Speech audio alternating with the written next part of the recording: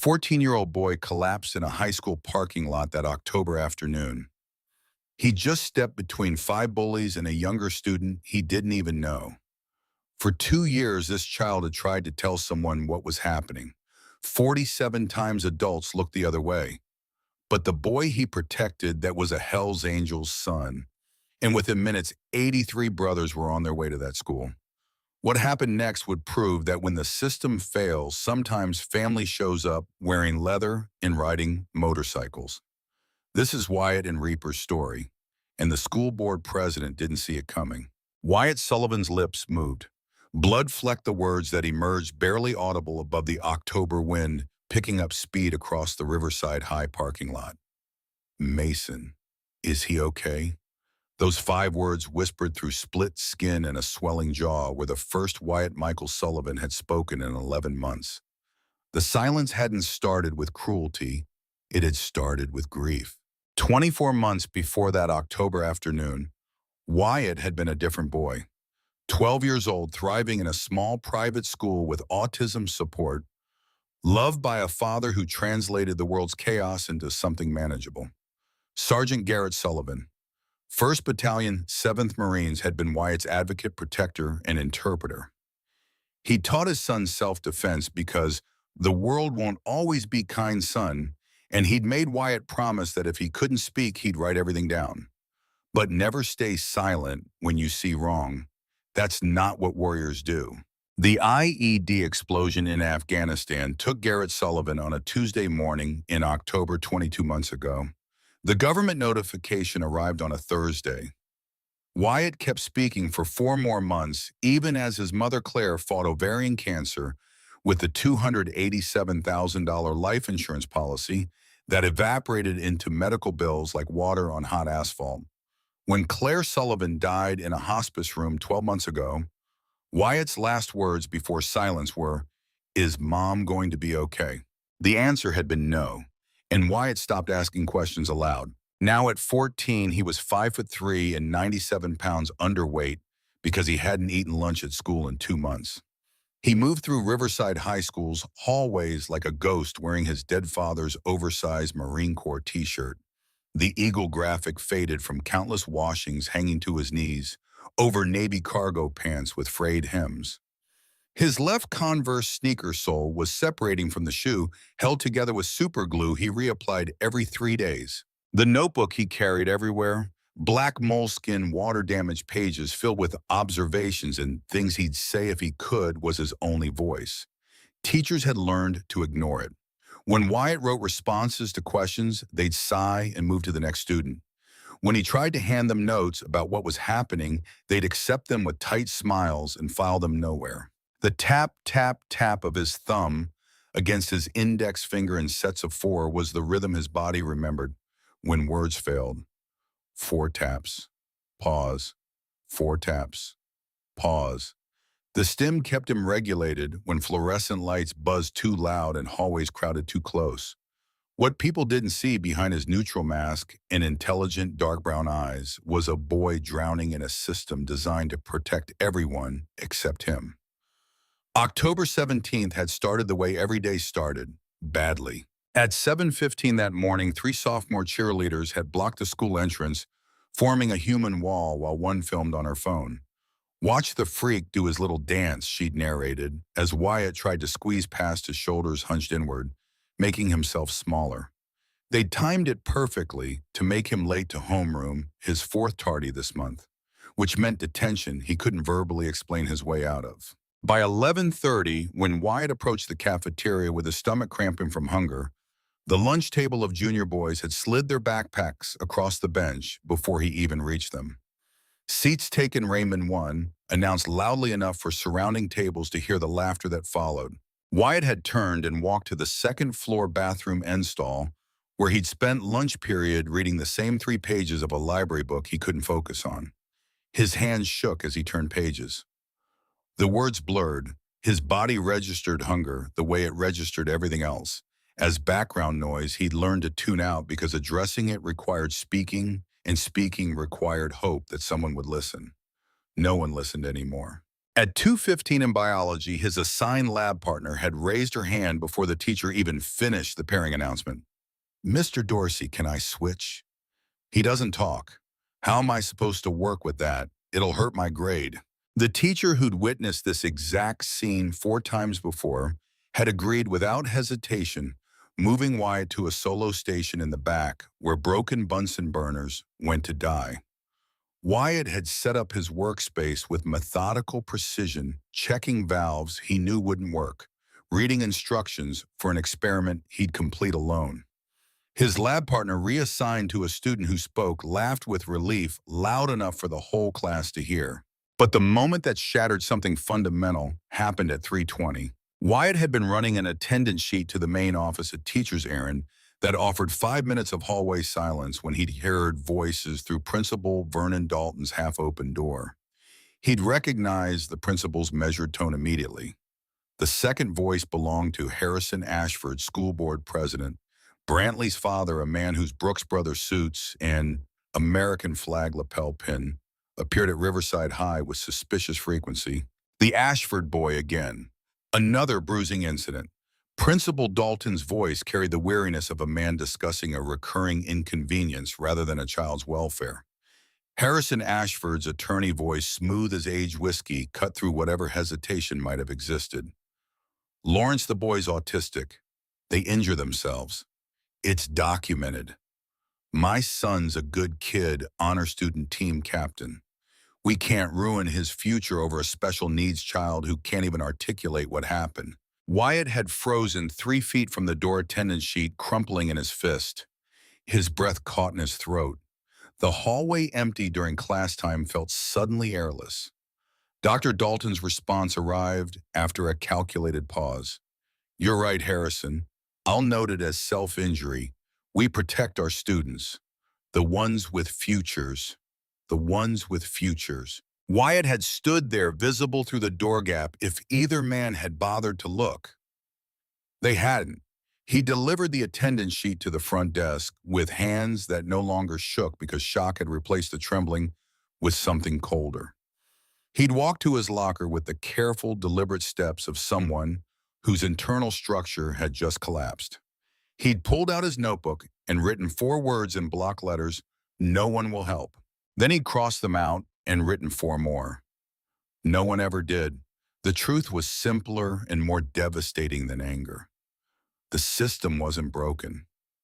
The system was working exactly as designed. It protected the students who mattered. The ones whose fathers donated $60,000 every time their sons' assault charges needed sealing. The ones whose futures were worth preserving at the cost of someone else's present. Wyatt closed the notebook and went to his last class. He sat in the back. He watched the clock count down to 3:30 dismissal. And for the first time in 2 years of systematic torture, he stopped hoping someone would intervene. Hope, it turned out, was more painful than resignation. The October sky was overcast when Wyatt pushed through Riverside High's north exit at 3:42.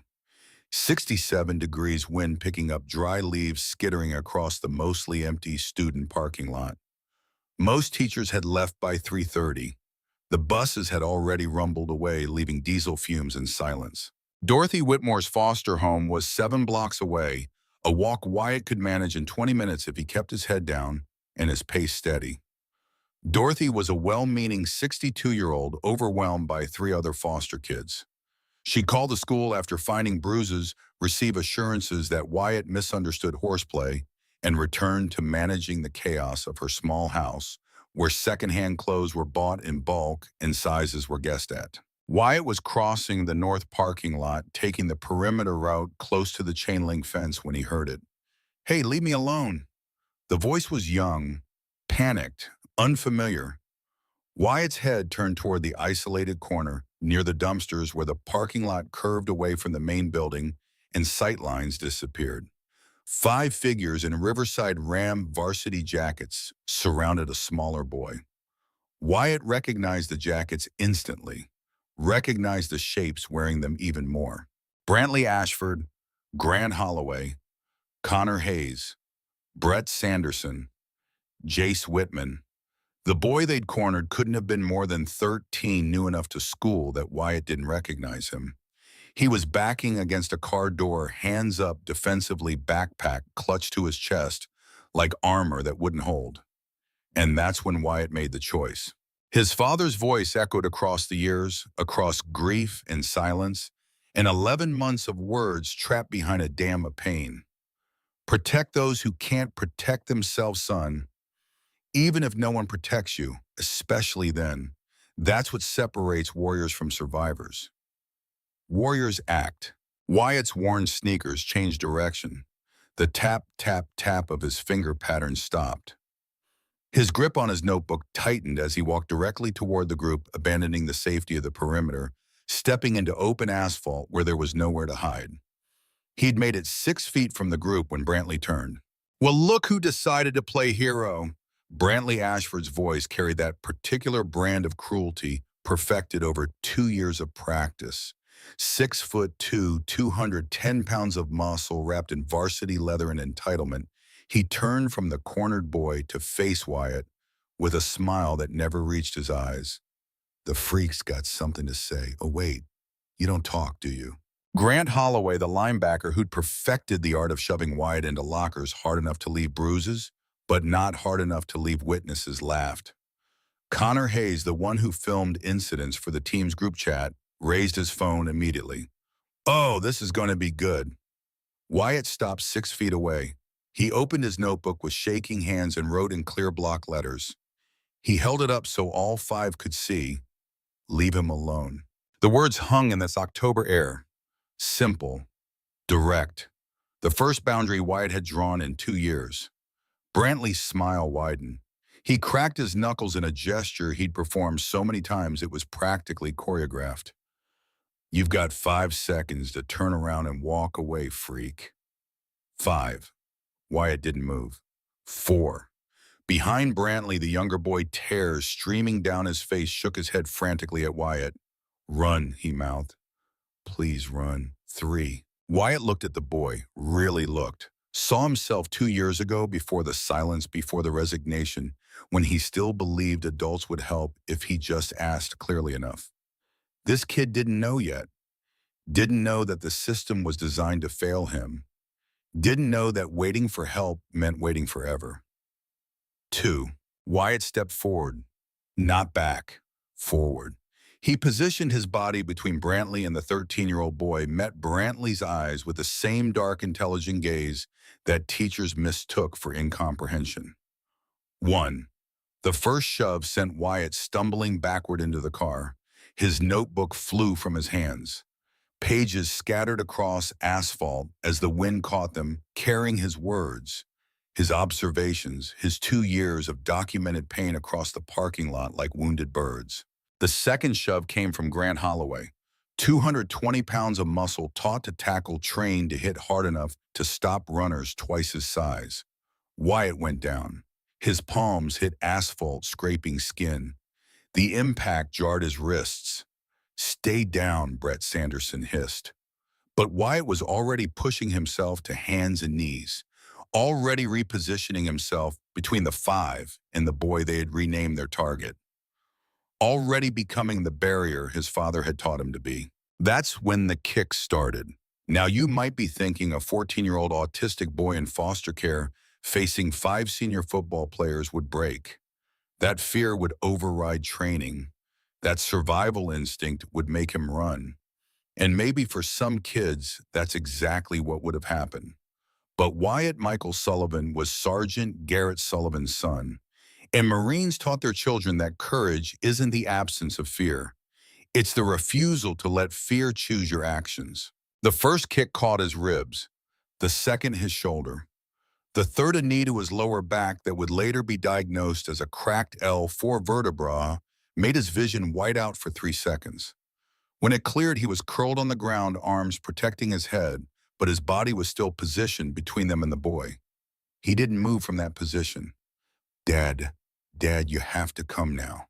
Through the ringing in his ears and the copper taste of blood filling his mouth, Wyatt heard the cornered boy screaming into a phone, heard running footsteps as the 5 varsity jackets scattered at the sound of an approaching car, heard the distant rumble of a motorcycle engine that would change everything. But in that moment, as consciousness started to slip and pain registered in waves his nervous system couldn't fully process, Wyatt had one thought. The boy got away. His father would have been proud. Cole Reaper Thornton had been test riding a 1979 Harley Shovelhead when his phone rang. 41 years old, 6'4", 240 pounds, a former Marine combat engineer turned Hells Angels road captain.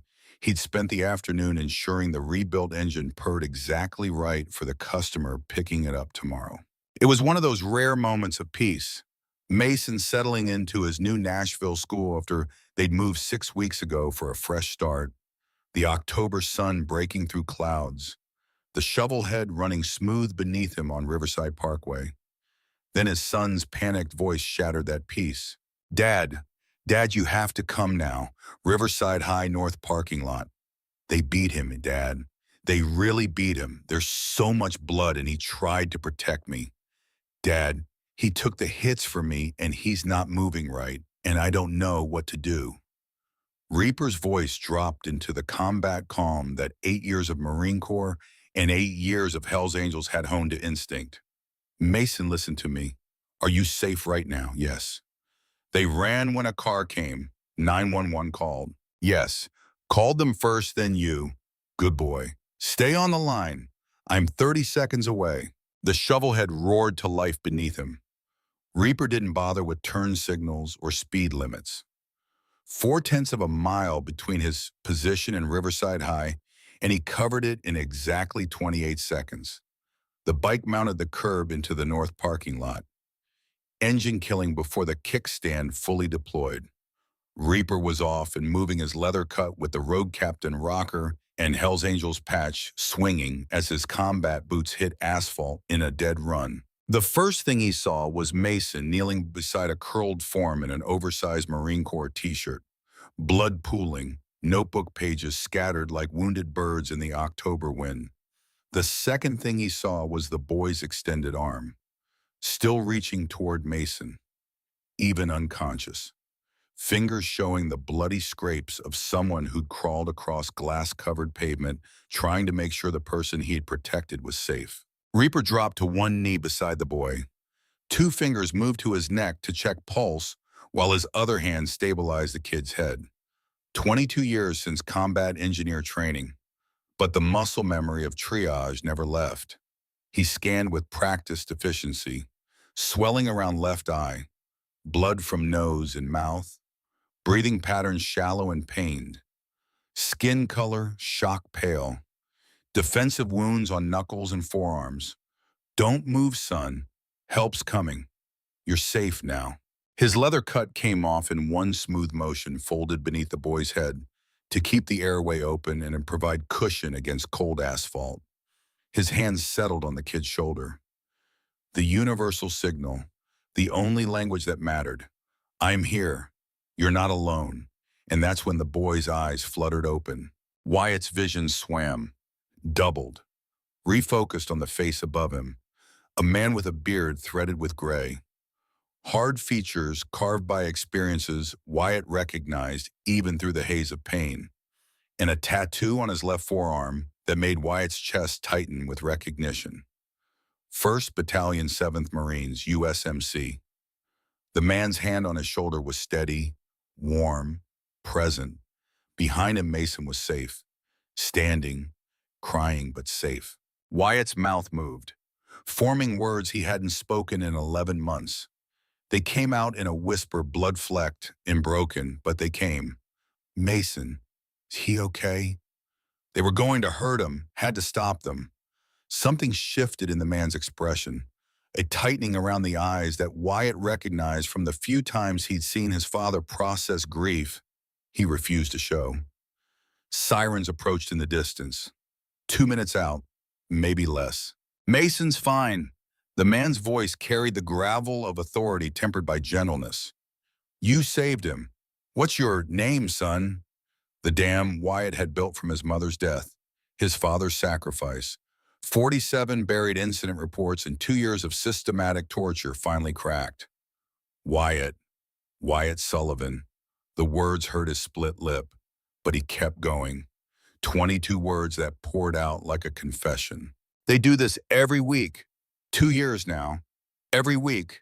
No one stops them. No one cares. I'm used to it. Reaper's jaw tightened. The Marine Corps tattoo on his forearm flexed as his hand remained steady on Wyatt's shoulder. He looked up at Mason. His son understood the unspoken question. Brantley Ashford, Mason said, his voice shaking. Football players. 5 of them.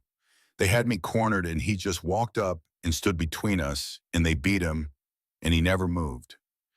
Dad, he stayed down protecting me even when they were kicking him. The ambulance pulled into the parking lot, EMTs moving with practiced efficiency toward them.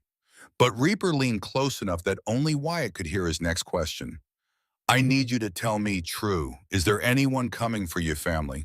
And that's when Wyatt's working eye met Reaper's. And the truth spilled out in 33 words that would become the foundation of everything that followed. Foster care. Mom died. Dad died, Afghanistan. Marines like your tattoo. Brantley's father, school board president, gave school money, buried 47 reports. No one's coming. No one ever comes. I'm alone. The pause hung heavy. EMTs were positioning the stretcher. Reaper had maybe 10 seconds before they'd move Wyatt before this moment would end. Wyatt added quieter, the part that broke something fundamental in Reaper's chest. But Mason's okay. That's what matters. Dad taught me, protect those who can't protect themselves, even if no one protects you. Reaper's hand moved from Wyatt's shoulder to his extended hand, the one still reaching toward Mason, still making sure his mission was complete even after his body had failed him. Your father was a warrior. He taught you right. Reaper's voice carried the weight of an oath, the kind Marines made to brothers who'd never come home. But here's what he'd want you to know. Warriors protect each other. You protected my son. That makes you my brother. And I don't abandon my brothers. Do you understand me? Wyatt tried to nod, winced, pain shot through his neck. Those boys, Reaper continued, his eyes holding Wyatt's with absolute certainty. They're done. That school done protecting them. Your dad's not here, but I am. And I've got 82 more brothers who will stand with me. You're not alone anymore, Wyatt Sullivan. Reaper reached to his leather cut, pulled off his road captain patch, the one that marked his rank in the Hells Angels Nashville chapter, earned through 8 years of loyalty and leadership. He folded it carefully and placed it in Wyatt's hand, closing the boy's bloody fingers around it. You hold on to this. When you wake up, that's how you'll know I'm coming back. Marines don't lie to Marines. Your dad's watching, son. And he's proud. The EMTs loaded Wyatt onto the stretcher with professional care, but Reaper caught the lead medic's arm. Vanderbilt Medical Center. I want the best trauma team you've got on that kid. Route him there. Sir, we typically Vanderbilt Reaper, repeated. And something in his tone and the way 22 years of combat and brotherhood compressed into a single word made it clear this wasn't a request. As the ambulance pulled away, lights flashing, but sirens silent for now, Reaper stood in the parking lot holding his leather cut, watching his son collect scattered notebook pages from the asphalt with hands that shook. Mason was careful not to let the wind steal anymore. Dad, Mason said quietly, looking at the pages covered in neat handwriting. Observations about classes, notes about books, detailed descriptions of what had been done to him and when, 2 years of documentation in a boy's careful hand. What are you going to do? Reaper pulled out his phone, scrolled to a group chat labeled HAMCTN, 82 members across 3 Tennessee chapters, brothers he'd ridden with through storms and funeral celebrations and standoffs, men who understood that the Hells Angels had a code older than any written law. Protect the helpless. Stand for those who can't stand alone.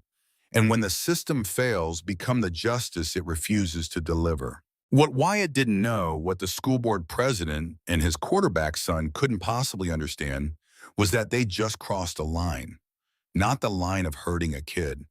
They'd been doing that for 2 years with impunity.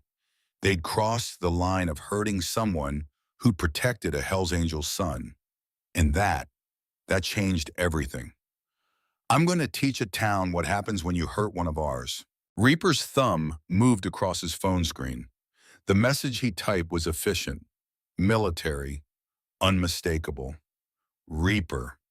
Marine son, 14 autistic orphaned. Beaten by 5 high school football players in 2-year campaign. 47 buried incident reports. School board president paying for silence. Kids at Vanderbilt trauma. We ride 0600 tomorrow. Riverside High School, 1847, Riverside Parkway. Full colors. This is the one that matters. He hit send at 4:17 p.m. By 4:19, his phone was vibrating with responses. By 4:47 p.m., Gideon Tiny Wallace, Nashville chapter president, had replied with 3 words. Every Nashville brother. By 5:03, the final count came in. 83 confirmed. 3 chapters united. Brothers from Memphis rolling 2 hours. Brothers from Knoxville leaving before dawn. Men who hadn't ridden together since Jackson's funeral in 2019, all converging on one school because a 14-year-old orphan had done what the entire education system refused to do. Stand up. But what happened in those first hours after Wyatt Sullivan was loaded into an ambulance wasn't about 83 motorcycles or leather cuts or the kind of justice that makes headlines. It was about 3 men working through the night in ways that would prove more devastating than any fist. James Lawman Patterson, 52, ex-Nashville PD detective, retired early after 22 years watching department corruption bury cases, sat in his home office with 3 monitors glowing and a pot of coffee going cold. He'd learned how to navigate public records, financial disclosures, and the digital trails people assumed were private. By 11:47 p.m., he'd found the pattern. Harrison Ashford's Athletic Excellence Fund donations to Riverside High. August 23 months ago, $60,000, 2 weeks after Brantley's first sealed assault charge. January this year, $60,000 1 week after a complaint filed by Catherine Brennan about her son Owen. July, $60,000 3 days after teacher Sandra Hayes submitted incident report 31. Total $180,000 over 23 months. But that wasn't the bombshell. Lawman cross-referenced property records and found Harrison Ashford's father. Walter Ashford, 74, estranged from his son for 8 years, living in a modest apartment in East Nashville. A man who tried to tell his son he was raising a monster and been called weak for his trouble. One phone call later, Walter Ashford was scheduled to meet the brothers tomorrow at 5:30 a.m., and he was bringing documents Harrison didn't know he'd kept. Robert Doc Hensley, 61, Iraq War combat medic, the kind of man who'd seen too much death to tolerate preventable suffering, kept his promise. He arrived at Vanderbilt Medical Center at 6:30 p.m. and simply didn't leave. The nurses recognized the type. Veteran, protective, wouldn't be moved without a fight. They stopped trying to remove him and started directing him to the family waiting area. By 9:15, Doc had Wyatt's complete medical file memorized. He'd spoken with the trauma surgeon, the neurologist, the social worker assigned to foster care cases. He'd learned that Wyatt's injuries showed a pattern. Old fractures improperly healed. Scar tissue consistent with repeated blunt force trauma. Defensive wounds on his forearms that were weeks old. This child, the trauma surgeon had said, quietly meeting Doc's eyes with the exhaustion of someone who'd seen this too many times, has been systematically beaten for months, possibly years. And nobody documented it properly. Or if they did, someone made those documents disappear. Doc pulled out his phone and added those details to the group chat. Evidence, documentation. The kind of medical testimony that couldn't be dismissed as horseplay or self-injury or any of the other lies adults told themselves when protecting children became inconvenient. But it was what happened at 6 p.m. when Wyatt Sullivan woke up in a hospital room with machines beeping and morphine dulling the worst of the pain that would determine whether 83 motorcycles rode for vengeance or justice. There was a difference, and Wyatt would have to choose which one he wanted. The first thing Wyatt saw when his eyes opened was Doc Hensley sitting in the chair beside his bed reading a Louis L'Amour Western with reading glasses that made him look grandfatherly rather than intimidating. The second thing he saw was the road captain patch pinned carefully to his hospital gown, exactly where Reaper had promised it would be. "Hey there, kid." Doc's voice was gentle as he set down his book. "You've had quite a day." Wyatt's hand moved to his chest, feeling for something. The patch was there. Proof that the parking lot hadn't been a morphine dream. Proof that someone had actually come. "Reaper kept his promise," Doc said, following Wyatt's gaze. "All 83 of us did. Well, 82 are still out there handling things. I pulled bedside duty because someone needed to be here when you woke up." Wyatt's throat was dry. His ribs screamed with each breath, but his hand fumbled for something, anything to communicate with. Doc handed him a tablet with a text-to-speech app already open, the kind designed for nonverbal communication. "David Kim, one of our brothers, used to be a special education teacher," Doc explained. "Set this up for you. Take your time." Wyatt's fingers moved slowly across the screen, each keystroke deliberate. When he was done, he pressed play, and a computerized voice spoke the words he couldn't yet form. "Why did you help me? You don't know me." Doc read the words on the screen, then met Wyatt's eyes with the kind of honesty that came from 61 years of living through things that stripped away pretense. "Your father was a Marine. You're a Marine son. That makes you family, and family doesn't let family fight alone." He paused, letting that sink in. "Also, kid, what you did yesterday, throwing yourself between 5 bullies and a stranger's child, that's the definition of a hero. We don't abandon heroes."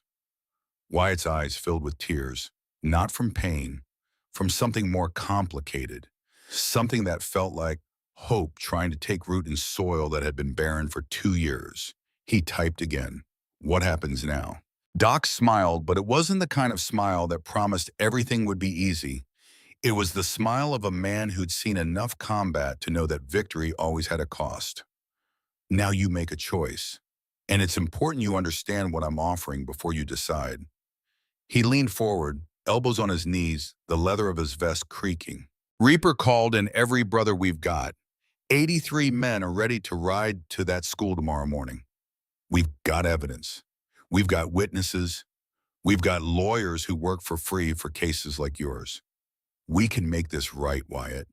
We can make sure those boys and that principal and every adult who looked the other way faces consequences. But," Doc let the word hang there, "this is your fight, not ours. We're here to support you, to stand witness, to make sure people listen when you speak. But you have to be the one who speaks. You have to be the one who decides you're worth fighting for. Because if you don't believe that if you just let us handle it while you stay silent, you'll never really heal from this." Wyatt stared at the tablet. His fingers hovered over the keys. The morphine made his thoughts swim, but underneath the haze was a clarity he hadn't felt in 11 months. "Everyone who helps me gets hurt," he typed. Doc read it, nodded slowly. "That's what you believe. And I understand why. Your dad died protecting people. Your mom died fighting cancer. And somewhere along the way, you decided that needing help was the same as causing harm." He reached out, careful not to touch Wyatt without permission, and tapped the tablet screen where Wyatt's words still glowed. "But son, I'm 61 years old. I've been shot at, blown up, and divorced twice. I've buried brothers and made peace with enemies. And I'm still here choosing to help you with full knowledge of what it might cost. That's not your burden to carry. That's my choice to make." The door opened. Reaper walked in, still in his leather-cut mason trailing behind him with Wyatt's notebook, the pages carefully collected and pressed flat. Mason's eyes were red from crying, but when he saw Wyatt awake, his face lit up. "You're okay," Mason breathed. "Oh man, I was so scared you weren't going to wake up." Wyatt looked at this 13-year-old boy he'd never met before yesterday. This kid who was safe because Wyatt had chosen pain over walking away. And something in his chest, something that had been frozen since his mother's last breath, cracked a little wider. Reaper pulled up a chair on the other side of the bed. His presence was solid, grounded, the kind of calm that came from years of making hard decisions and living with their consequences. "I'm going to be straight with you, Wyatt, because you deserve that. Tomorrow morning, 83 Hells Angels are riding to Riverside High. We're going to park our bikes in that lot, and we're going to stand there until someone listens, until someone looks at what happened to you and decides that no amount of money, no athletic scholarship, no future potential matters more than the fact that you were tortured for 2 years while adults looked away. But he leaned forward. I'm not doing this for revenge. I'm doing this for justice. And there's a difference. Revenge is about making them hurt the way they hurt you. Justice is about making sure they never hurt anyone again. He reached into his pocket and pulled out a piece of paper, a list of names. These are the boys who beat you. These are the adults who knew and did nothing. These are the witnesses who saw and stayed silent.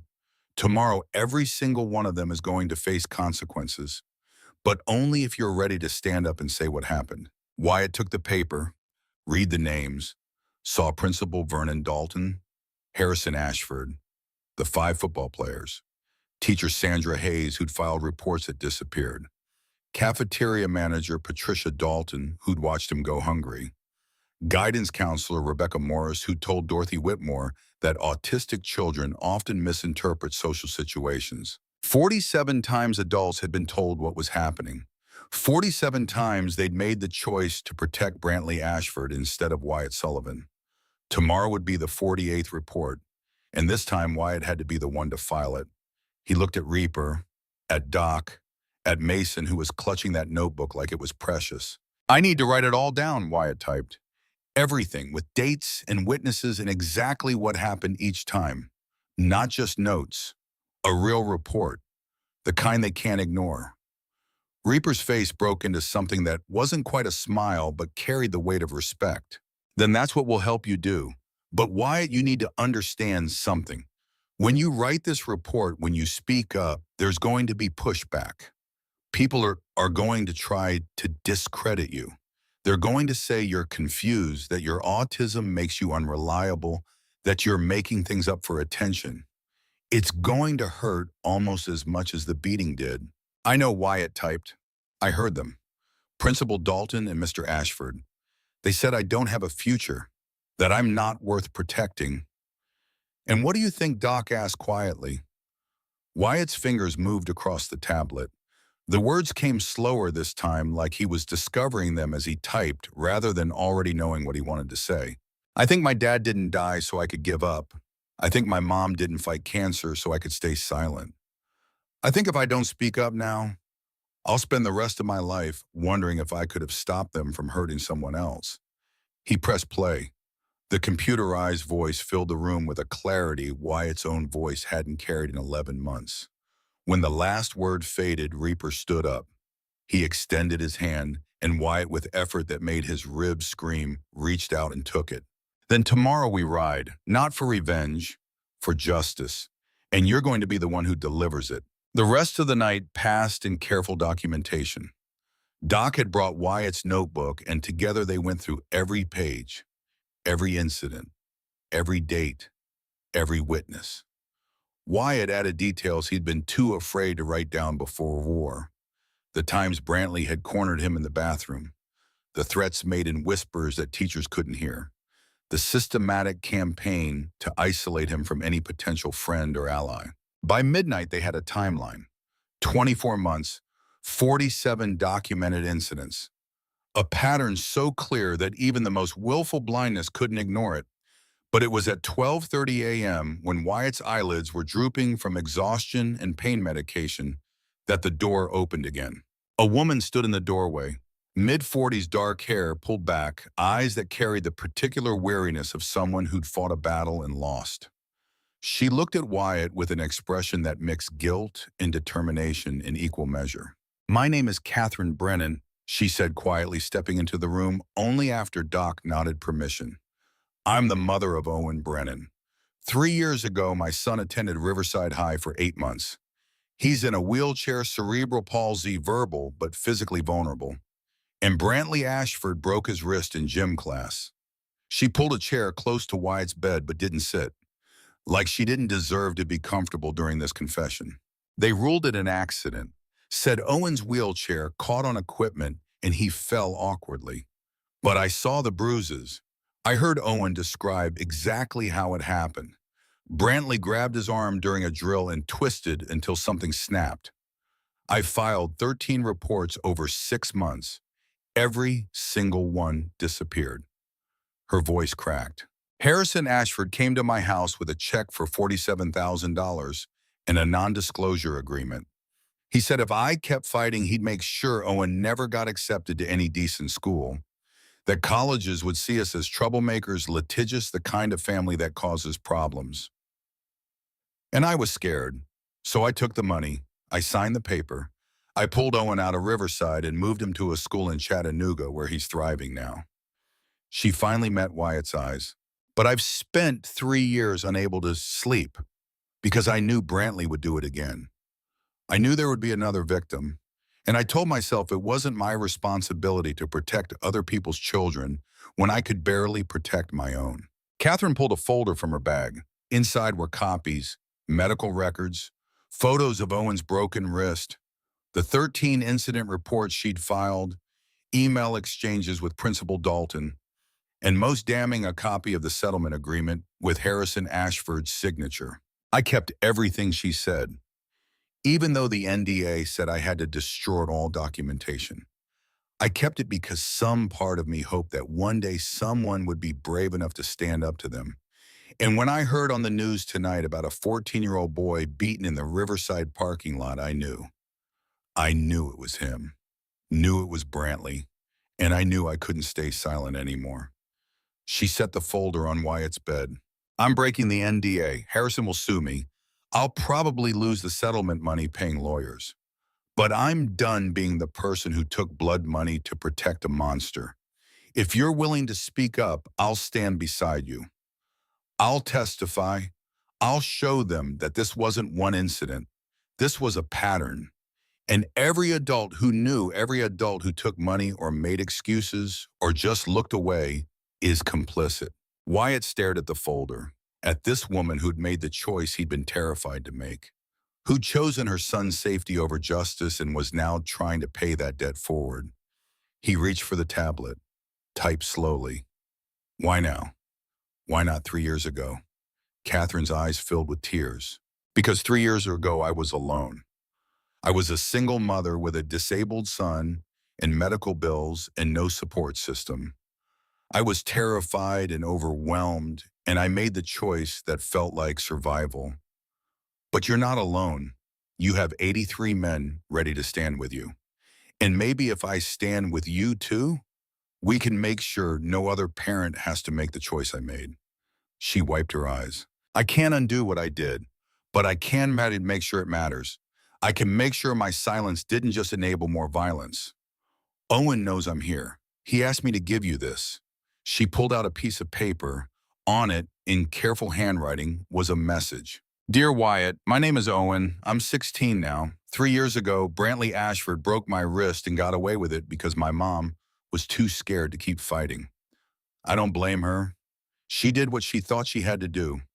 But I've spent 3 years wondering if there was another kid out there getting hurt the way I got hurt. I'm sorry it took you getting beaten for someone to finally stand up. But I'm glad someone finally did. You're braver than I was, braver than my mom was. And if you need anything, if you need someone who understands what it's like to be the kid everyone decided wasn't worth protecting, I'm here. We both are. You're not alone anymore. Wyatt read it 3 times. Then he looked at Catherine Brennan, this woman who'd made a choice she regretted and was trying to make it right. He picked up the tablet. Will you help me write the report? I want to make sure I do it right, so they can't say I'm confused or making things up. Catherine nodded, tears streaming freely now. Every word, every detail, every piece of evidence. We'll make it airtight. And tomorrow, when those 83 motorcycles show up, we'll hand them a case so solid that even Harrison Ashford's money can't make it disappear. They worked until 3 a.m. Wyatt dictating, Catherine typing, Doc fact-checking against medical records. Reaper cross-referencing with Lawman's financial investigation. What emerged was 42 pages of documentation that read less like a victim statement and more like a prosecutor's brief. The systematic abuse of Wyatt Sullivan. A 24-month campaign of violence enabled by institutional corruption. It had dates, times, witnesses, medical evidence, financial transactions. A complete timeline that showed how Harrison Ashford had spent $180,000 over 23 months to protect his son from consequences. How Principal Dalton had accepted those donations and buried reports. How teachers had been threatened into silence. How a guidance counselor had gaslit a concerned foster parent into thinking she was overreacting. And at the center of it all was Wyatt Sullivan, 14 years old, autistic, orphaned, who'd spent 2 years documenting his own torture in a black notebook because he'd been raised by a Marine who taught him that warriors don't stay silent when they see wrong.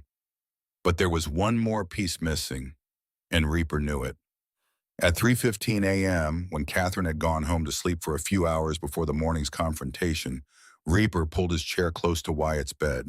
"There's something we haven't talked about yet," he said quietly. "The hardest part." Wyatt looked at him exhausted but unable to sleep despite the morphine. "Tomorrow, those 83 motorcycles are going to make sure people pay attention. Lawman's investigation will make sure the evidence gets to the right authorities. Catherine's testimony will prove this was a pattern, but at some point, probably at a school board meeting or in court, you're going to have to speak out loud in front of strangers. And I need to know if you're ready for that." Wyatt's hand moved to his throat. He'd typed hundreds of words tonight, but speaking them using his actual voice after 11 months of silence, that was different. "I don't know if I can," he typed. "That's fair," Reaper said. "And if you can't, we'll find another way. The tablet works. Written statements are legal testimony." "But Wyatt, I'm going to tell you something I learned in Iraq." He leaned back, his eyes distant with memory. "There was a village we were trying to protect. Insurgents kept attacking, and the villagers wouldn't tell us who was helping them. They were too scared. And I understood that. Fear is a rational response to power. But there was this one kid, couldn't have been more than 12, who finally walked up to my unit one day and pointed out the house where the weapons were hidden. He was shaking so hard I thought he might pass out. But he spoke.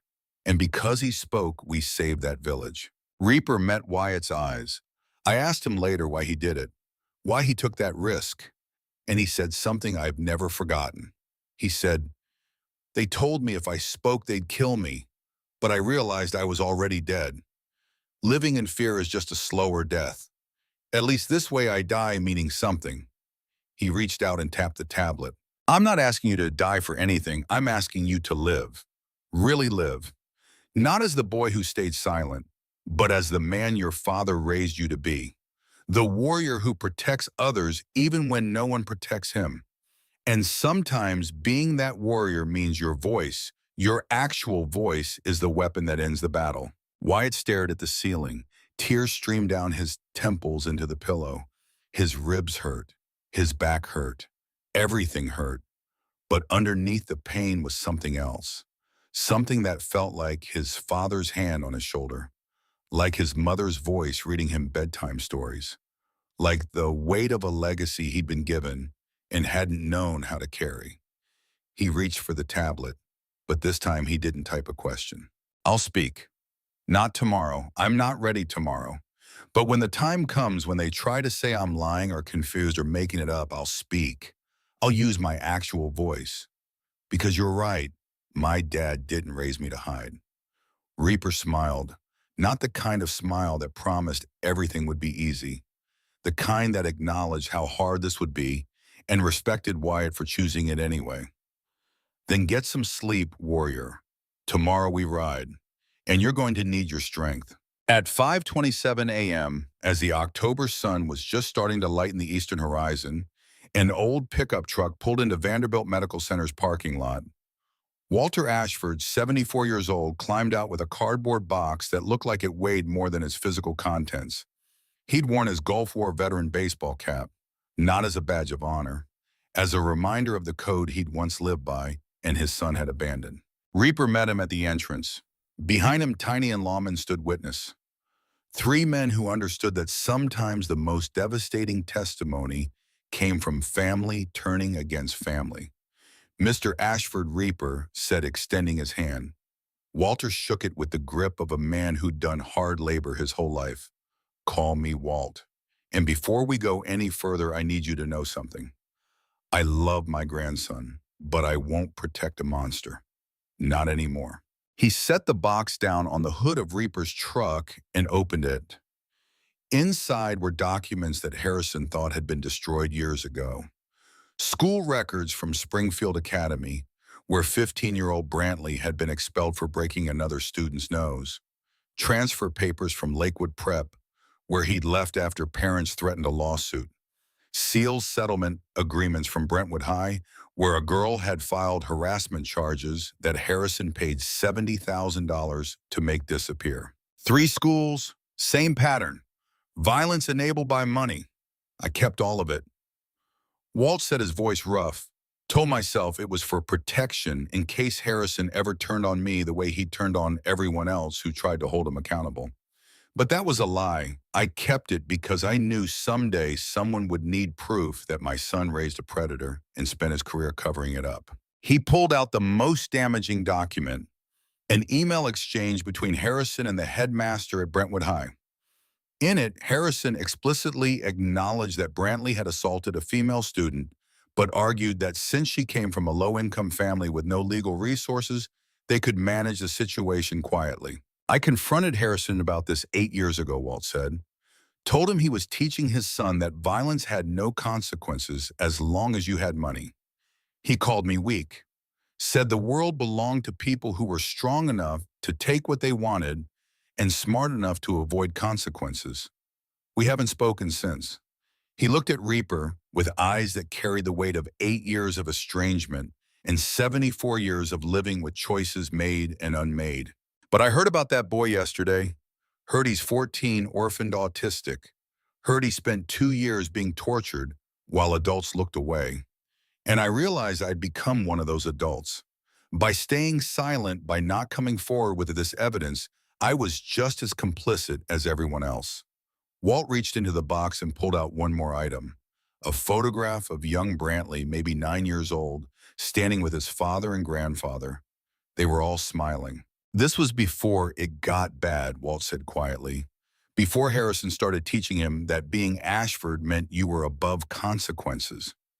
I look at this picture and I wonder if I'd spoken up earlier, if I'd fought harder, maybe that boy would have grown up different. He set the photo on top of the documents. I can't change the past, but I can make sure it matters. Every piece of evidence in this box is yours. Use it however you need to. Make sure my grandson faces consequences. Make sure my son's corruption gets exposed. And make sure that Sullivan boy knows that not every adult failed him. Some of us just failed slower. Lawman took the box, started photographing every document. Walt watched his jaw tight. They're going to destroy me for this, he said. Harrison will make sure I lose my veteran benefits, my housing, everything. He's got lawyers and connections, and he'll use every bit of power he has to punish me. Reaper put a hand on the old man's shoulder. You let us worry about that. You just did the hardest thing a man can do. You chose what was right over what was easy. Your grandson might not forgive you. Your son definitely won't.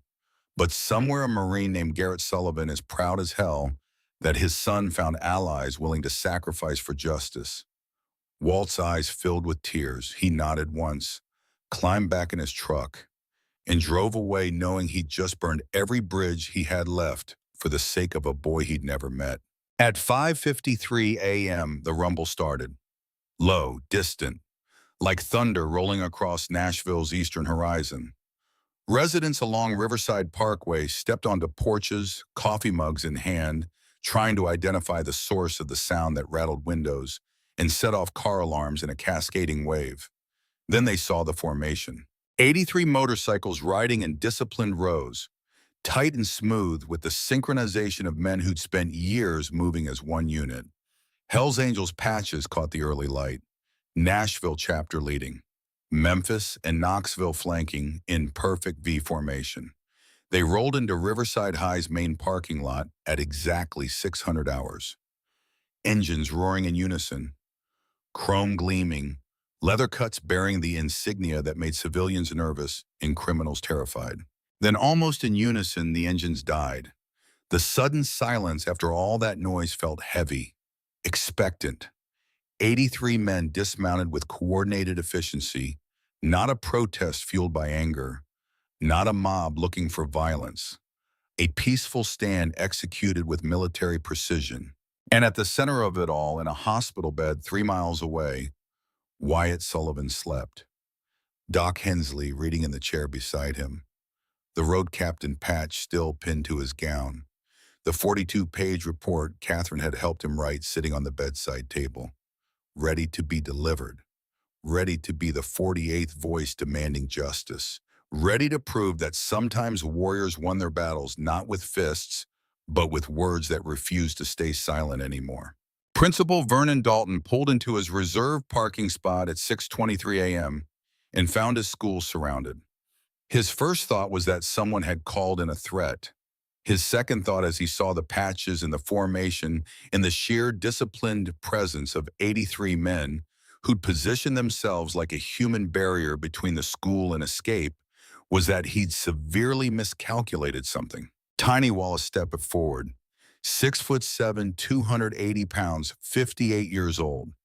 Gulf War veteran who'd lost his own son to a drunk driver and spent the last 20 years making sure other people's children didn't become statistics. His presence commanded immediate attention without requiring theatrics. Behind him, the brothers stood in silent rows, waiting. 3 men flanked Tiny, lawmen with a document folder, Reaper with Catherine Brennan's testimony, and a man Dalton didn't recognize but would soon learn was Walter Ashford carrying a box that represented 30 years of enabled violence. Dr. Dalton, Tiny said as the principal emerged from his sedan, his face cycling through confusion to recognition to carefully constructed authority. "We need to talk about Wyatt Sullivan." Dalton's jaw tightened. He glanced at the motorcycles, the cameras already appearing in windows of nearby houses, the crowd beginning to gather. His hand moved toward his phone. "Gentlemen, this is school property. I'll have to ask you to." 47 incident reports. Lawman opened his folder, pulling out a spreadsheet with highlighted rows. 47 documented complaints filed by students, teachers, and staff about Brantley Ashford over 4 years at this school. We've got copies of 12 of them provided by sources who kept records when you didn't. Would you like to explain where the other 35 went? Dalton's face paled slightly, but his lawyer instincts kicked in. "I don't know what you think you found, but personnel matters are confidential. I can't discuss." $180,000. Lawman pulled out the second document. Bank statements, board meeting minutes, donation records, Harrison Ashford's Athletic Excellence Fund, 3 donations over 23 months, each one perfectly timed with assault charges and complaint escalations. "This is a public school, Dr. Dalton. These financial records are public information, and they show a pattern of quid pro quo that's going to interest the district attorney." A crowd was gathering. Teachers arriving for 7 a.m. prep period, early students, parents dropping off kids, and 79 more Hell's Angels standing silent witness, phone cameras recording every word. "There's another pattern," Lawman continued, his voice carrying across the parking lot with prosecutorial precision. March 22, 3 years ago, student named Owen Brennan, wheelchair user, attended Riverside for 8 months. 13 complaints filed by his mother about Brantley Ashford, all dismissed. Owen was hospitalized twice. Broken wrist, cracked ribs, both ruled accidents. Then the Brennan family transferred their son to Chattanooga, and your records show a sealed settlement paid by the Ashford family for $47,000 with a non-disclosure agreement attached. He held up a document with Catherine Brennan's signature and yesterday's date. Owen's mother kept copies. She's been waiting 3 years for someone to ask the right questions. "We asked," she answered, "and she's willing to testify that you personally told her if she kept making trouble, you'd make sure Owen never got into a decent college." Dalton's carefully constructed authority cracked.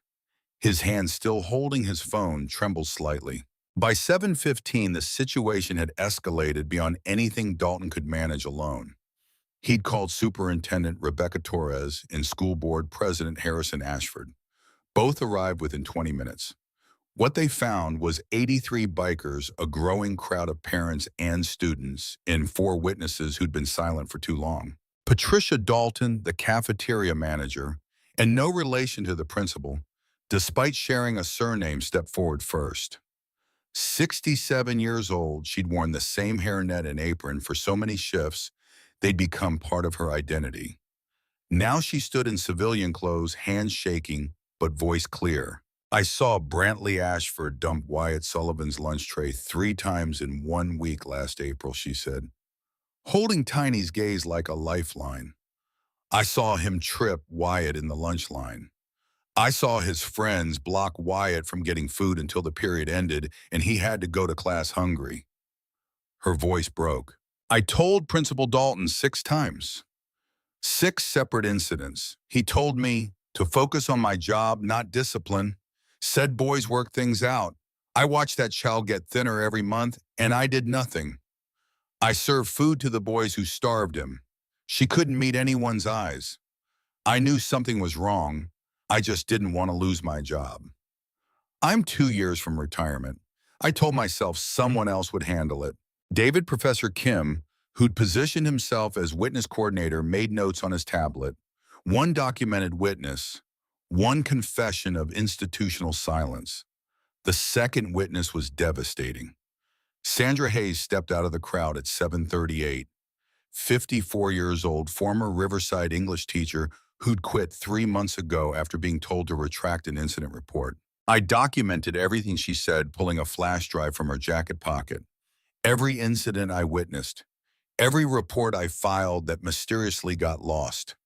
I kept digital copies because I knew this school was choosing football wins over student safety.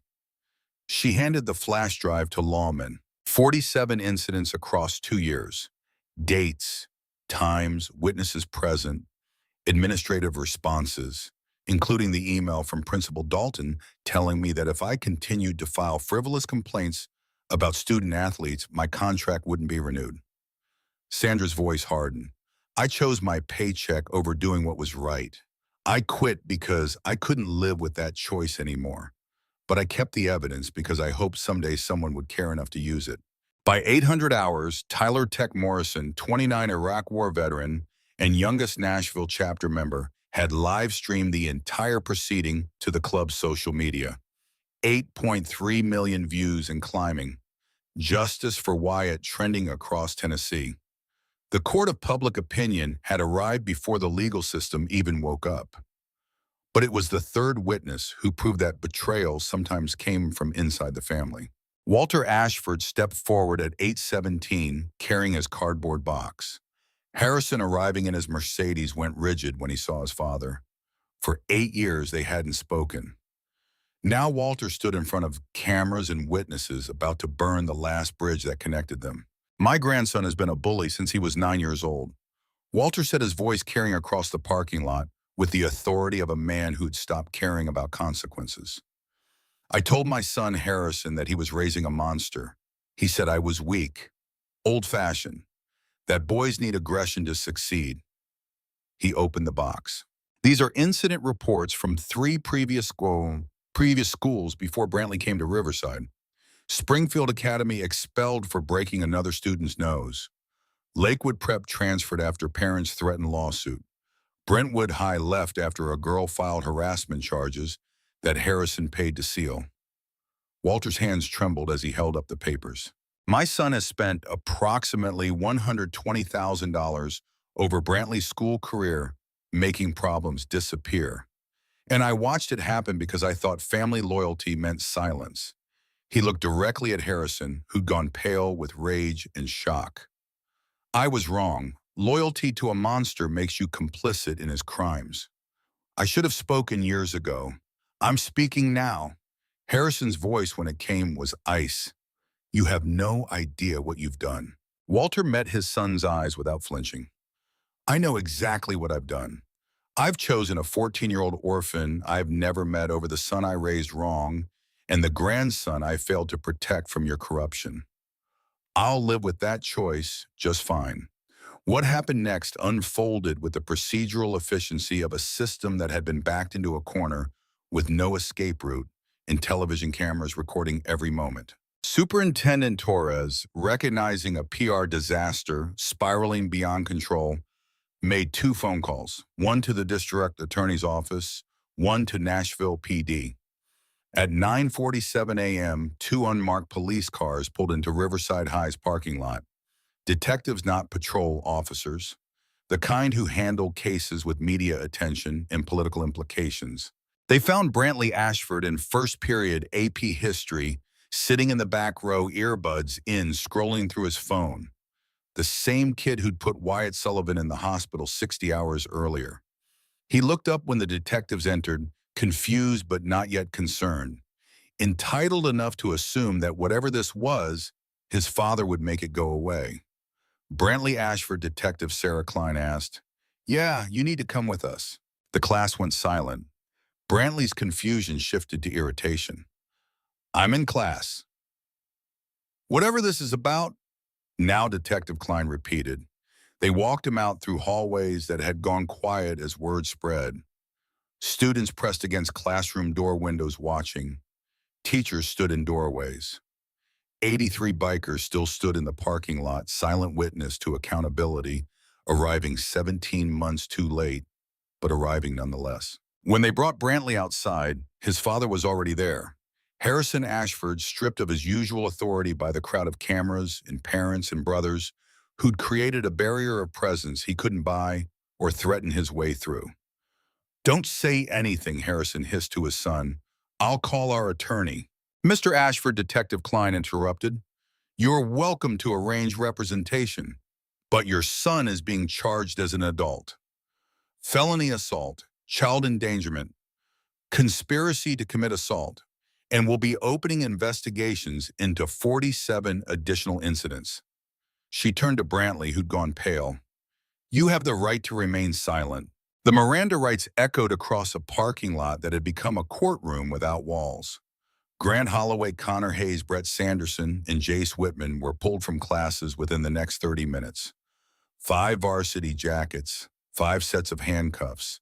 The arrest happened at 10:23 a.m., barely 67 hours after Wyatt had whispered his first words in 11 months. But the moment that would be replayed across every Nashville news station happened at 10:57, when Harrison Ashford, watching his carefully constructed world collapse in real time, made a choice that would define everything that followed. He turned to Reaper. His voice when he spoke carried the calm authority of a man accustomed to buying his way out of problems. "Mr. Thornton," he said, pulling out his phone, "I understand you're upset. What happened to that boy was unfortunate, but pressing charges ruins 5 young men's futures. Let's be reasonable." He opened his banking app. "I'm prepared to offer $250,000. Split among your club, the boy's medical fund, whatever you want. My son made a mistake. He doesn't deserve to have his life destroyed." The parking lot went silent. Phone cameras zoomed in. This was the moment that would either prove the Hells Angels were just as corrupt as everyone else, or that some things couldn't be bought. Reaper's response was quiet, measured, the kind of calm that came from 8 years of combat and 8 years of brotherhood, teaching him that violence wasn't the only form of power. "Your son didn't make a mistake, Mr. Ashford. Mistakes are accidents. What he did to Wyatt was systematic torture for 2 years, and you enabled it with money just like you're trying now." He stepped closer. "I don't want your money. I want your son in prison where he belongs. I want you disbarred broke and understanding what it feels like when nobody comes to help." He turned his back. "You have 10 seconds to walk away before I add attempted bribery of witnesses to your charges." Harrison's face went from assured to uncertain to desperate. He looked at the cameras, the witnesses, his father who stood silent and refused to intervene. And he made the second choice that would seal his fate. He pulled out his phone and made a call. Not to his lawyer, to someone else. Someone who within the hour would leak Wyatt Sullivan's CPS files to every media outlet in Tennessee. "If I'm going down, Harrison said quietly, loud enough for only Reaper to hear, I'm taking that boy's credibility with me. Let's see how sympathetic people are when they learn he's been in and out of psychiatric evaluation, when they see his autism diagnosis framed as mental instability, when they understand he's a troubled foster kid with an axe to grind. Reaper's hands clenched into fists. But before he could respond, Detective Klein was there, handcuffs out. Harrison Ashford, you're under arrest for conspiracy to obstruct justice, bribery of a public official, and accessory after the fact to multiple felony assaults. And for the record, that threat you just made was recorded by about 40 different cameras. So add witness intimidation to the list. As they led Harrison away, he looked back at the school he'd controlled through money and influence for 8 years. At his father who refused to meet his eyes. At 83 men who'd proven that some battles couldn't be won with checkbooks and sealed settlements. Evil, it turned out, wore Brooks Brothers suits and American flag lapel pins and looked confused when consequences finally arrived. By 2 p.m., Principal Dalton had been placed on administrative leave. By 5, the Nashville DA had announced a special investigation into corruption in Metro Nashville public schools. And by 6:15, when Wyatt woke from a morphine nap in his hospital room, the news was already showing footage of 5 teenagers in handcuffs and a school board president being led to a police car. Doc showed him the tablet with the news coverage. Wyatt watched in silence, his face unreadable. They're calling you brave, Doc said quietly. A hero. The kid who stood up to a corrupt system. Wyatt reached for his communication tablet, typed slowly. They're also going to call me mentally unstable. Mr. Ashford leaked my files, I heard the nurses talking. Doc nodded. He'd heard the same conversations, seen the headlines already appearing online. Mentally ill foster child causes 5 arrests. Autistic teens vendetta destroys promising athletes. The narrative Harrison had promised to spin was already taking shape. Yeah, he admitted, they are. And it's going to hurt. People are going to doubt you, question your motives, suggest you're confused or making things up. That's the cost of standing up, Wyatt. Justice isn't clean, it's messy and public, and sometimes the people you're fighting have enough power to make you look like the problem. Is it worth it, Wyatt typed. Doc leaned back in his chair, considered the question with the seriousness it deserved. Only you can answer that. But I'll tell you what I know. Owen Brennan is 16 years old right now, thriving in a school where nobody breaks his bones and gets away with it. And that only happened because his mom finally broke her silence. Was it worth it for him? For the kids who won't be Brantley's next victims, for the system that just got exposed. He met Wyatt's eyes. The question isn't whether it's worth it. The question is whether you can live with yourself if you stop now. Before Wyatt could respond, the door opened. Catherine Brennan walked in, followed by a teenage boy in a wheelchair. Owen had Catherine's eyes and the particular resilience of someone who'd survived something terrible and chosen to keep going anyway. Wyatt, Catherine said gently, this is my son, Owen. He wanted to meet you. Owen rolled his chair close to the bed, extended his hand. When Wyatt took it, Owen's grip was firm. My mom told me what you did, Owen said. How you stood between them and that kid even after they started hitting you. How you didn't run. He glanced at his mother, then back to Wyatt. 3 years ago, I couldn't do that. I tried to fight back once and Brantley broke my wrist so badly I needed 2 surgeries. After that, I was too scared. I let him get away with it. Let my mom sign that paper and take that money because I just wanted it to be over. Owen's voice cracked. I've spent 3 years wondering if there was another kid out there getting hurt because I stayed silent. And I'm so sorry it was you. I'm sorry you had to be the one brave enough to do what I couldn't. Wyatt stared at this boy who was 2 years older but understood exactly what it felt like to be the kid the system decided wasn't worth protecting. He reached for his tablet. You were 13. You did what you had to do to survive. That's not the same as giving up. Owen read it, nodded, wiped his eyes maybe. But you were 14 and you didn't just survive. You stood up. And because you did, Brantley's done. He'll never hurt anyone again. That matters, Wyatt. That really matters. Catherine stepped forward. We came to ask you something, and I need you to know you can say no. But after you're discharged, after this media storm dies down, would you want to come stay with us? Not as a placement, as family.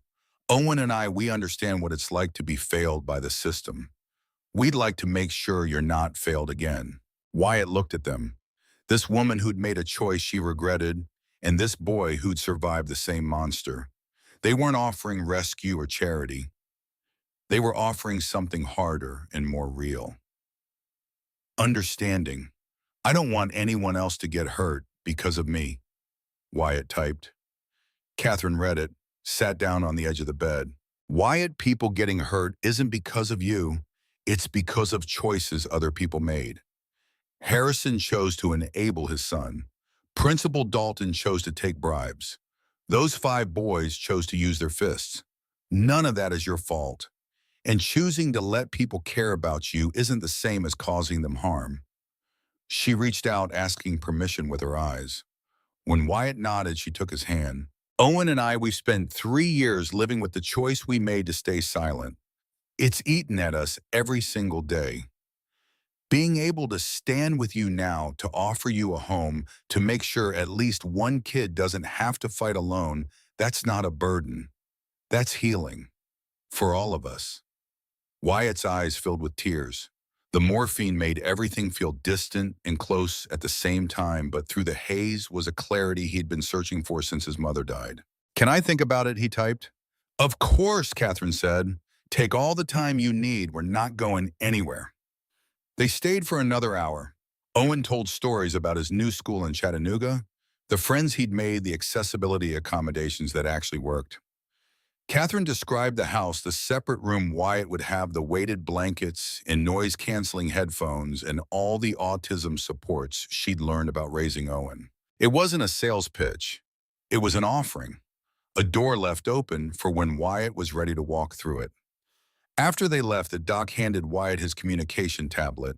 On it was a message from Reaper. Meeting tomorrow at the hospital, 10 a.m. School board called an emergency session. They want your testimony. You don't have to speak out loud if you're not ready. Written statement is legal.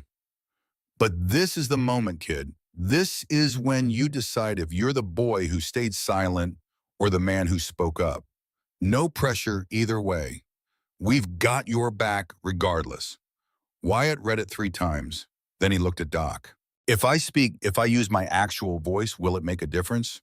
Or will people just say I'm mentally unstable, like Mr. Ashford claims? Doc set down his book, leaned forward with the intensity of someone delivering a truth that couldn't be softened. I don't know, he said honestly. Some people will believe you no matter what. Some won't believe you no matter what evidence we show them. But Wyatt, that's not the point. The point is that your voice, your actual voice, has been silent for 11 months. And every day you don't speak, the people who hurt you win a little more. Not because you owe the world your voice, but because you deserve to reclaim it for yourself. He tapped the tablet where Reaper's message still glowed. Tomorrow's not about convincing everyone. It's about refusing to let fear and trauma and other people's cruelty steal the voice your father raised you to use. It's about standing up, not because you'll win, but because standing up is what warriors do, even when they're scared, especially when they're scared. That night, Wyatt didn't sleep much. He lay in the hospital bed, machines beeping morphine, keeping the worst of the pain at bay, and thought about his father. About the last conversation they'd had before Garrett deployed to Afghanistan. Promise me something, son, his father had said, kneeling down to Wyatt's 12-year-old eye level.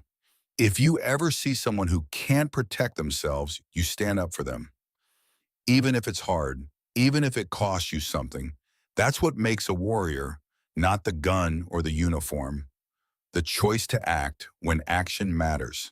Wyatt had promised, and he'd kept that promise in a parking lot 3 days ago when he positioned his body between 5 bullies and a stranger's child.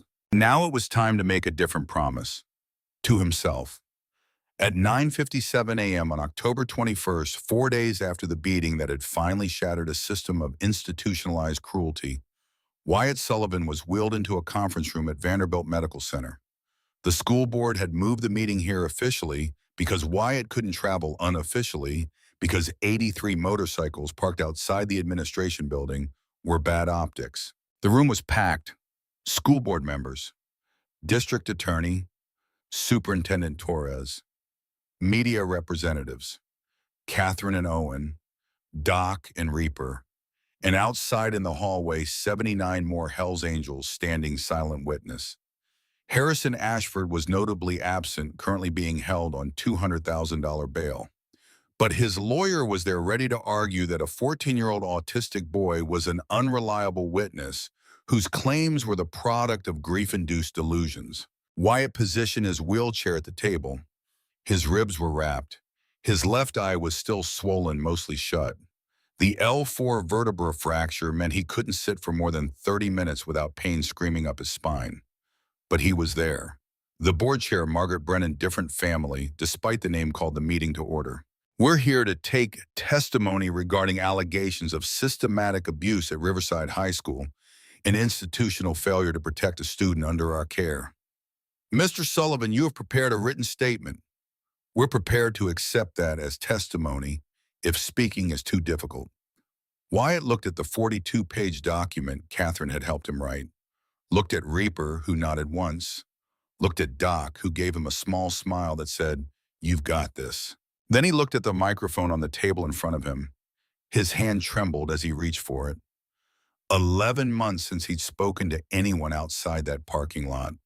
11 months of words trapped behind a dam of grief and fear and learned helplessness. His throat felt tight. His chest hurt from more than just cracked ribs. But he pulled the microphone close, and he spoke. "My name is Wyatt Michael Sullivan." The voice was quiet, rough from disuse, but it was his voice, the one his father had taught him to use, the one his mother had encouraged him to find. "I'm 14 years old. I have autism. My father, Sergeant Garrett Sullivan, 1st Battalion, 7th Marines, was killed in action 22 months ago. My mother, Claire Sullivan, died of ovarian cancer 12 months ago. I stopped speaking after my mother's funeral because I had nothing left to say to a world that had taken everyone I loved." His hands shook.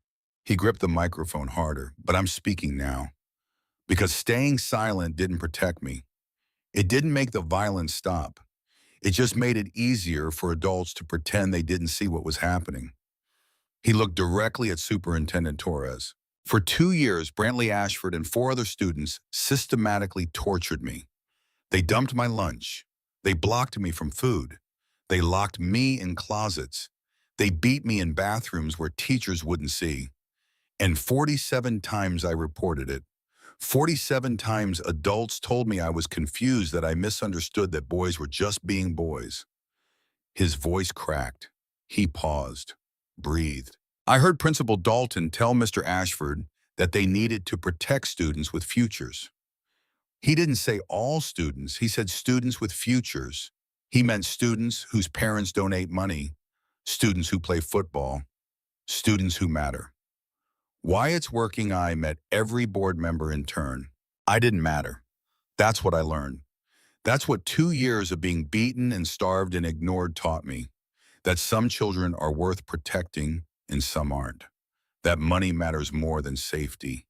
That winning football games matters more than whether kids like me survive high school. The room was silent except for Wyatt's voice growing stronger with each word. 3 days ago, I saw 5 football players surrounding a 13-year-old boy, and I had a choice. I could walk away like I'd learned to do, or I could stand up even though I knew it would hurt, even though I knew no one would help me, because my father taught me that warriors protect people who can't protect themselves. He paused. "They broke my ribs. They fractured my spine. They put me in this hospital. And if that boy's father hadn't shown up when he did, they might have killed me. But that boy is safe. And for the first time in 2 years, I don't feel like the system won." Wyatt looked at Harrison's lawyer, who'd been taking notes preparing rebuttals.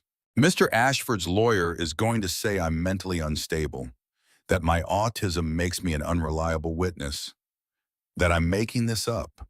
But I have documentation. I have medical records. I have witnesses. I have financial evidence of bribes, and I have something else. He pulled out the black moleskin notebook. The pages were wrinkled and water-stained, but every word was still legible. 2 years of notes, every incident, every date, every witness. Because my father, before he died, made me promise that if I couldn't speak, I'd write everything down. So I did. And now I'm speaking. And you're going to listen. He set the notebook on the table. This isn't about revenge. This is about making sure no other kid has to spend 2 years writing down abuse that nobody reads. This is about making sure that money doesn't determine who gets protected. This is about making sure that when adults say they're here to keep students safe, they mean all students, not just the ones with futures you've decided are worth investing in. Wyatt's voice dropped to almost a whisper, but the microphone carried it clearly. My father died protecting people. My mother died fighting cancer. I stopped talking because I thought silence would hurt less than hope. But these last 4 days, I learned something. Sometimes the bravest thing you can do is speak up even when you are terrified, even when you know people will doubt you, even when the system that failed you tries to make you look like the problem. He met Margaret Brennan's eyes. I'm not the problem. The problem is that it took 83 motorcycle club members showing up at this school for anyone to take 47 reports seriously. The problem is that it took me getting beaten nearly to death for anyone to investigate corruption that's been happening for years. The problem is that you're all sitting here right now, not because you care about me, but because there are cameras outside and you can't afford the bad publicity anymore. The silence that followed was devastating. Then Catherine Brennan stood up, walked to the front of the room, set her folder of documentation on the table next to Wyatt's notebook. My name is Catherine Brennan. 3 years ago, my son Owen was a student at Riverside High. Brantley Ashford broke his wrist. Principal Dalton buried 13 reports. Harrison Ashford paid me $47,000 to sign a non-disclosure agreement and go away quietly. I took the money. I stayed silent, and I've regretted it every single day since. She opened the folder. I'm breaking the NDA. Here are medical records, incident reports, email exchanges, and the settlement agreement. Everything Wyatt just described happened to my son too, and it would have kept happening to more children if Wyatt hadn't been brave enough to do what I wasn't. Stand up, speak out, refuse to stay silent. Walter Ashford was next, rising from his seat in the back, walking to the front with the box of documents that represented 30 years of enabled violence. I'm Walter Ashford, Harrison's father, Brantley's grandfather, and I'm here to tell you that my grandson has been a violent bully since he was 9 years old. 3 schools before Riverside, 3 patterns of assault covered up with money, and I stayed silent because I thought family loyalty was more important than protecting strangers' children. He set the box down. I was wrong, and my silence enabled this. All of this, every bruise on Wyatt's body, every trauma Owen carries, every future victim who'll grow up wondering why nobody protected them. That's on me. That's on every adult in this system who chose comfort over courage. By noon, when the meeting finally adjourned, the school board had voted unanimously to terminate Principal Dalton, suspend 3 coaches who'd witnessed abuse, and implement district-wide reforms. By 2 p.m., the district attorney had announced expanded charges against all 5 teenagers and Harrison Ashford. By 5 p.m., Superintendent Torres had resigned. But the real change, the kind that mattered, happened quietly. The arrests were swift, the reforms immediate. But they were only the beginning. The real healing, the kind that couldn't be legislated or mandated, would take longer. In hospital rooms and living rooms, and anywhere people gathered to watch the news coverage, parents started asking their children harder questions. Teachers started documenting incidents more carefully. Students started speaking up about bullying they'd witnessed. And slowly, incrementally, the culture that had enabled Brantley Ashford started to crack. The real change happened in smaller moments. In hospital waiting rooms where parents finally asked their children, "Has anyone hurt you?" In staff meetings where teachers stopped accepting "boys will be boys" as explanation. In therapy sessions where Wyatt learned that healing wasn't linear, that some days he'd speak and some days he wouldn't, and both were okay.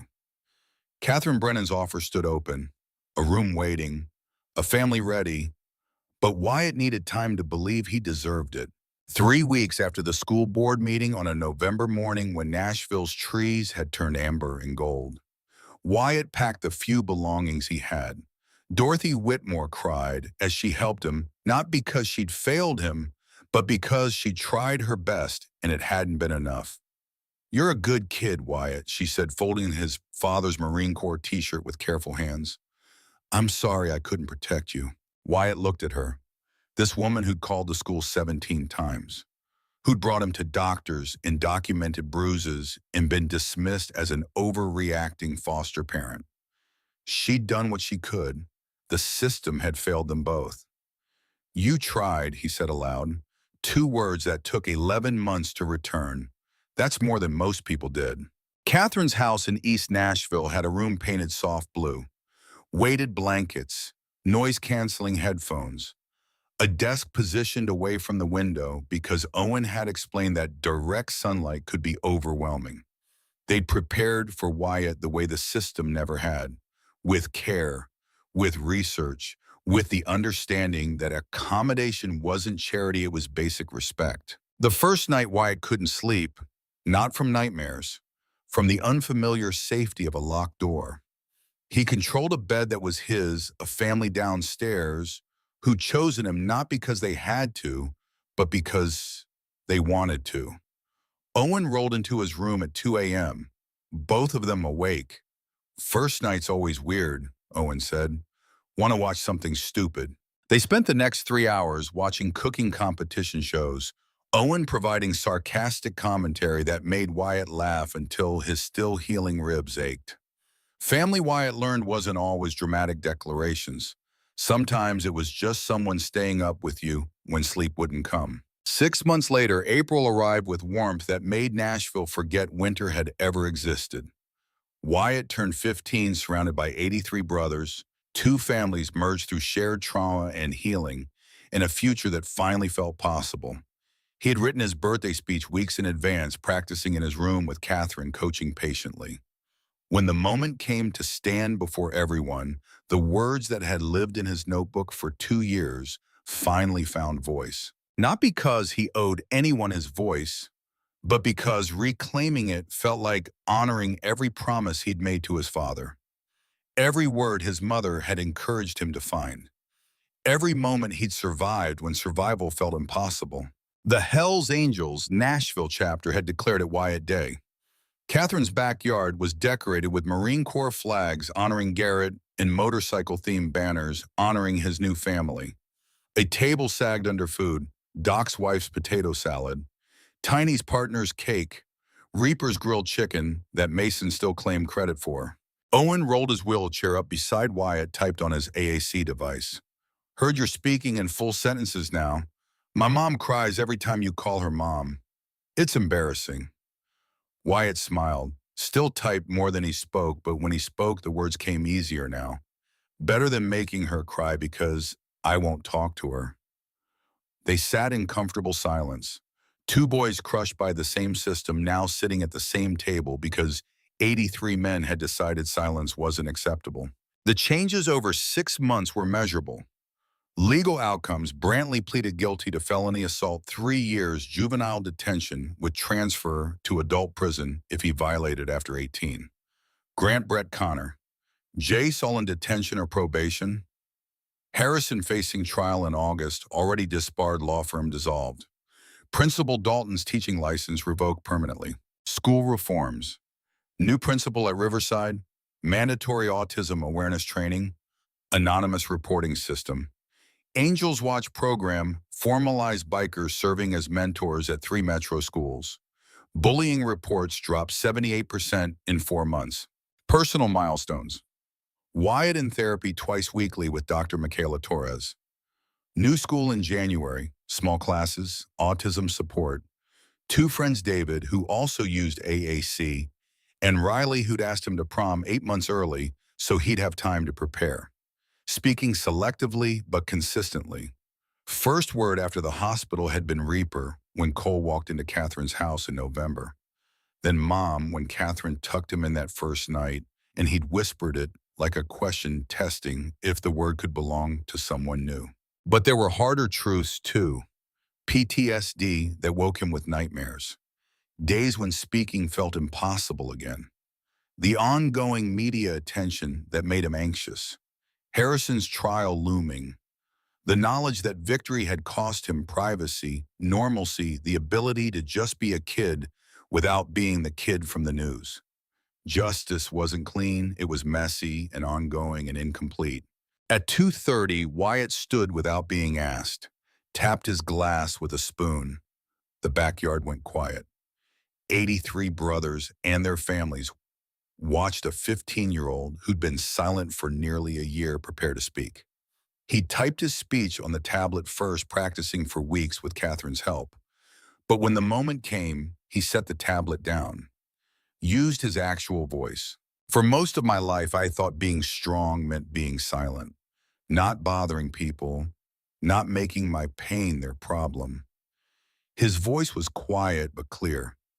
My dad taught me to protect people who can't protect themselves. But I forgot the second part. Warriors protect each other. Asking for help isn't weakness. It's what makes us human. He looked at Reaper, at Doc, at Tiny, at Catherine and Owen. You all showed me that family isn't just blood. It's showing up. It's standing witness. It's refusing to let someone fight alone. He raised his glass of lemonade. To the brothers who became my family, thank you for teaching me that being seen isn't a burden. It's a right. 83 glasses raised. Tiny Wallace, Gulf War veteran, who'd lost his son and found purpose in protecting others, wiped his eyes without shame. To Wyatt, his voice carried across the backyard. Who taught us that courage looks like a 14-year-old throwing himself between predators and prey? Who reminded us why we wear these patches? To Wyatt, warrior, brother, hero. To Wyatt, 83 voices echoed. That evening, as the sun set over Nashville and the party wound down, Reaper found Wyatt sitting alone on the back porch. The road captain patch was displayed in a frame on his wall now, but Reaper had given him something else. A leather vest with honorary brother stitched across the back. You okay, kid? Wyatt nodded. Mostly. Reaper sat down beside him. They watched fireflies start their evening dance. I've been thinking about your dad, Reaper said, about what he'd say if he could see you now. Wyatt's throat tightened. What would he say? Reaper smiled. That you did it right. You protected someone weaker. You stood up when it cost you something. You spoke even when you were terrified. That's exactly what he taught you to do. He'd be proud as hell. He clapped Wyatt on the shoulder. But more than that, he'd be relieved. Because you found people who protect you back. That's the part warriors sometimes forget. You don't have to fight alone. You're not supposed to. They sat in comfortable silence for a while. Then Wyatt spoke, his voice barely above a whisper. Sometimes I still wonder if it was worth it. All the pain, the media attention, the trial coming up. If I just stayed quiet, maybe. Reaper interrupted gently. Maybe Brantley would still be hurting kids. Maybe Harrison would still be buying his way out of consequences.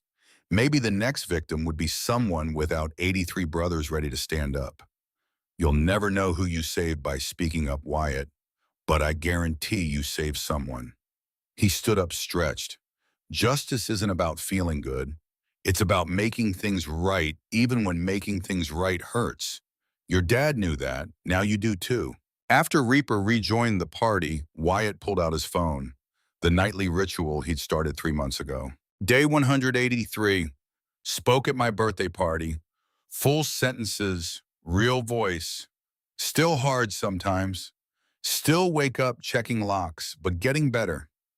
Learning that healing isn't linear. That some days I'll speak and some days I won't. Both are okay. Dad would be proud. Mom too. Catherine says I can call her mom now if I want. I'm trying. I'm learning to be proud of myself. Reaper says that's the hardest part. He's right. The real story was never about bikers or patches or viral videos. It was about a boy who learned his voice mattered, about a father's legacy living through his son's courage, about 83 men proving that true strength isn't silencing pain, it's standing witness when someone finally speaks. Justice wasn't clean. Brantley would serve his time and eventually be released. Harrison's trial would drag through appeals. The scars would never fully fade. But Wyatt had learned what Sergeant Garrett Sullivan knew. You don't fight because you'll win. You fight because it's right. And sometimes that's enough.